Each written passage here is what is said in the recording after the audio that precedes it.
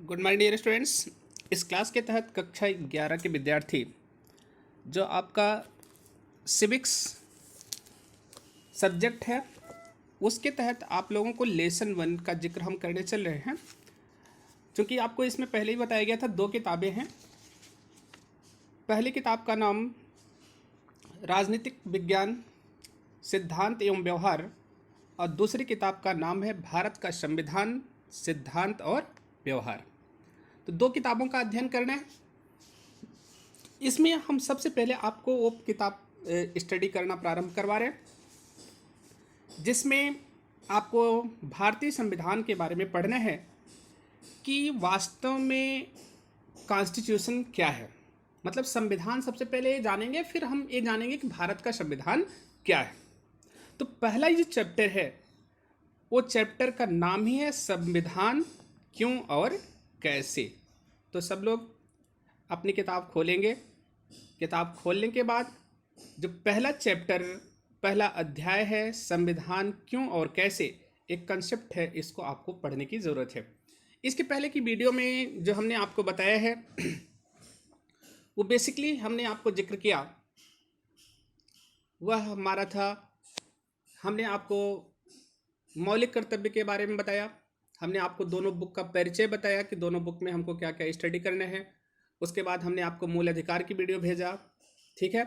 फिर नीति निर्देशक तत्व की वीडियो भेजा और एक आप लोगों को प्रीमेम्बल मतलब प्रस्तावना की वीडियो भेजा। तो इतनी वीडियो आप लोगों को हमने बताया था कि आप लोग पॉलिटिकल साइंस सिविक्स के इंट्रोडक्शन में नोट करके रखेंगे। अब यहाँ से जो हमारा पहला चैप्टर स्टार्ट होता है संविधान क्यों और कैसे। आप लोग जानते हैं संविधान, विधान मतलब जानते हैं विधि होती है। क्या होती है? विधि। जैसे आप लोगों ने सुना होगा, कहीं इतिहास में पढ़े होंगे, हम्मुराबी की विधि संहिता। संहिता मतलब लेख होता है। जैसे हम पढ़ते हैं दंड संहिता है, आचार संहिता है, आगे समझ।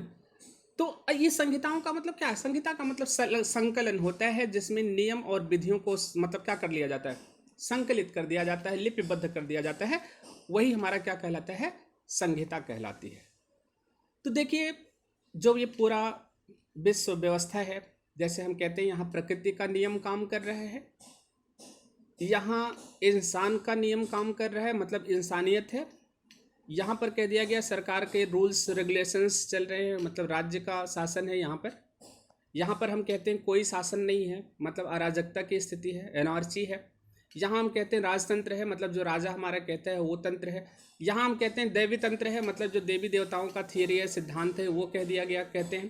तो ये सारी चीज़ें क्या है? मतलब एक कथन, एक स्टेटमेंट, एक फैक्ट जिसके तहत वहाँ के लोग रेगुलेट होते हैं, नियंत्रित होते हैं, स्वैच्छिक रूप से उसका अनुपालन करते हैं, वो आपकी क्या कहलाती है? विधि कहलाती है या संविधान कहलाता है। तो ये बहुत ही इंटरेस्टिंग पार्ट है सिविक्स का और आप लोगों को पढ़ना भी है। क्योंकि अभी हम फर्स्ट चैप्टर केवल इंट्रोडक्शन में बता रहे हैं, इसके बाद इसकी डिटेल स्टडी की जाएगी। इसमें देखिए लिखा गया है, अगर आप लोग पढ़ेंगे आगे तो जो ये पुस्तक है संविधान की कार्य प्रणाली पर लिखी गई है।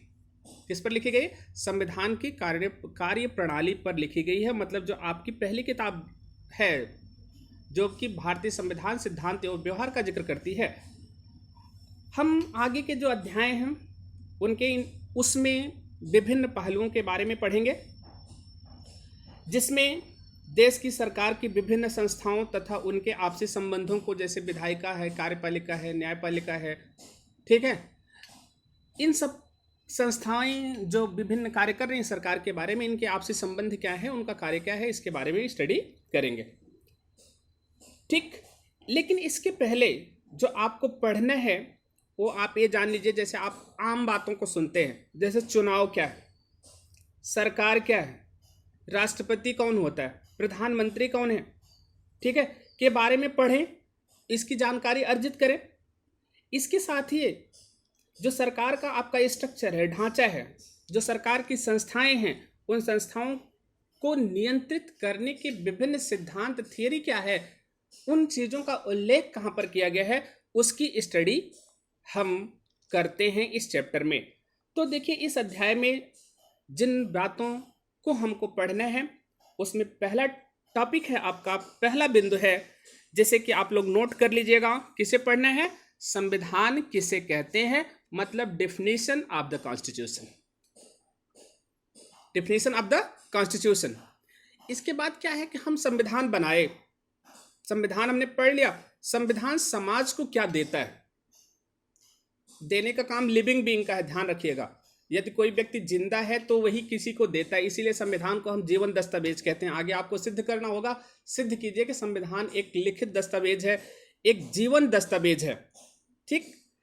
इसके बाद आगे कह रहा है संविधान समाज में शक्ति का बंटवारा कैसे करता है, मतलब सेपरेशन ऑफ पावर।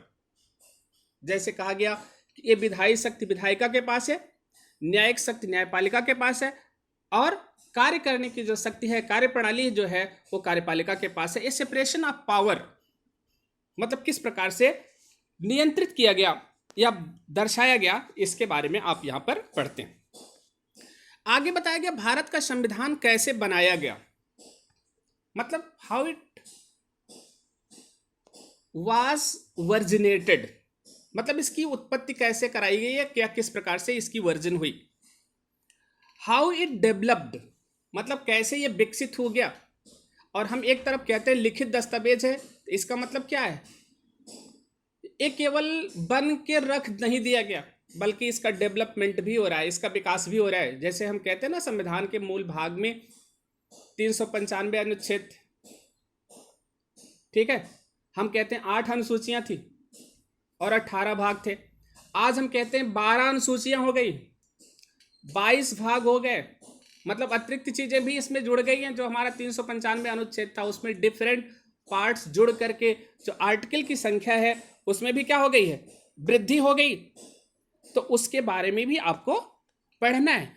अगर हम संविधान के विकास के बारे में पढ़ते हैं अपने देश के, तो ऐसा नहीं कि हमारे देश में कहीं से आ गया, भगवान ने बना के रख दिया, भगवान श्री कृष्ण ने गीता का उपदेश में लिख दिया, बोल दिया वो संविधान बन गया। पैगंबर मोहम्मद साहब ने जो कुछ दे दिया कुरान शरीफ में लिख दिया गया, वो क्या हो गया, संविधान बन गया। ईसा मसीह ने जो कुछ बोल दिया वो बाइबल में संग्रह हो गया, वो बाइबल मतलब वो क्या हो गया, संविधान हो गया। आज जो हमारे देश का संविधान है, ऐसा कोई संविधान नहीं है, किसी गॉड ने नहीं बोल के बनाया, किसी भगवान ने नहीं बनाया, बल्कि एक संवैधानिक व्यवस्था, मतलब हम लोकतंत्रात्मक शासन व्यवस्था में रहते हैं, उस लोकतांत्रिक प्रक्रिया से हमारे देश के संविधान का विकास हुआ, डेवलपमेंट हुआ, निर्माण हुआ। यद्यपि हम कहते हैं कि जो देश का संविधान है वो मूल रूप से हम कहते हैं 2 वर्ष 11 माह 18 दिन में बना, एक संविधान सभा के द्वारा बना। संविधान सभा जो थी वो देश की जनता के द्वारा निर्वाचित होकर के गई थी, और उसी से जो संविधान निर्मात्री सभा बनी थी, और उस संविधान निर्मात्री सभा ने विभिन्न समितियों का निर्माण किया था। उन समितियों ने एक एक चीज पर वर्क किया, विभिन्न देशों का अध्ययन किया, अध्ययन के बाद उन देशों से उन अच्छी चीजों को लिया जो चीजें हमारे देश में क्या की जा सकती थी, अप्लीकेबल की जा सकती थी। यद्यपि हम कहते हैं हमारे देश का जो संविधान है उधारी का थैला है, लेकिन वास्तविक रूप से हमने उससे उधार लिया तो उसको उसी एज इट इज नहीं ले लिया, बल्कि उसमें क्या किया, उसमें परिवर्तन किया, वो चेंजिंग लाया जो हमारे देश के लिए क्या थी, अप्लीकेबल थी, सुटेबल थी, उसको उस रूप में हमने अपने देश में अपनाया। जैसे हम कहते हैं कि भारत में ईस्ट इंडिया कंपनी आई, ईस्ट इंडिया कंपनी ने रेगुलेटिंग एक्ट बनाया। रेगुलेटिंग एक्ट के बाद विभिन्न अधिनियम बनते चले गए, मतलब एक्ट था ना, एक्ट का मतलब क्या था, अधिनियम था, वो कंपनी का अधिनियम था। उसके बाद हम कहते हैं 1857 में हमारे यहाँ एक क्रांति हुई जिसे भारत का प्रथम स्वतंत्रता संघर्ष कहते हैं। ये जो क्रांति थी ये कंपनी शासन के खिलाफ थी, कि हमारे देश की जनता इस चीज़ के लिए जागृत हुई कि ये हमारा देश है, यहाँ पर हमारा कानून होना चाहिए, हमारा राज होना चाहिए। इसके लिए इन लोगों ने कंपनी के खिलाफ संघर्ष किया, और 1857 का प्रथम स्वतंत्रता संघर्ष जिसे हम विद्रोह भी कहते हैं। उसके बाद भारत में 1858 में आया मतलब कि जो कंपनी का शासन था वो समाप्त हो गया, और उस कंपनी के शासन को समाप्त होने के बाद भारत का जो नियंत्रण था सीधे ब्रिटिश क्राउन मतलब रानी विक्टोरिया के हाथों में चला गया कह सकते हैं। और वहाँ से भारत की जो शासन व्यवस्था थी वो संचालित होने लगी, और जो ब्रिटिश मंत्रिमंडल था, अभी आगे आप लोगों को बताएंगे चार्ट के माध्यम से, वहाँ पर एक पद सृजन किया गया, वो पद था भारत मंत्री का, और वह भारत में रहने वाले गवर्नर और गवर्नर जनरल की कार्यकारी परिषद द्वारा देश में शासन व्यवस्था संचालित करता था। जबकि गवर्नर, गवर्नर जनरल, भारत मंत्री, ये तीनों का संबंध भारत से नहीं था, ना ही ये भारतीय थे, लेकिन भारत के ऊपर शासन करते थे। ठीक इसी तरीके से 1861 का परिषद अधिनियम आया, 1882 का परिषद अधिनियम आया, 1892 का परिषद अधिनियम आया, 1909 में मार्ले मिंटो रिफॉर्म हुआ। उस मार्ले मिंटो रिफॉर्म के तहत भारत में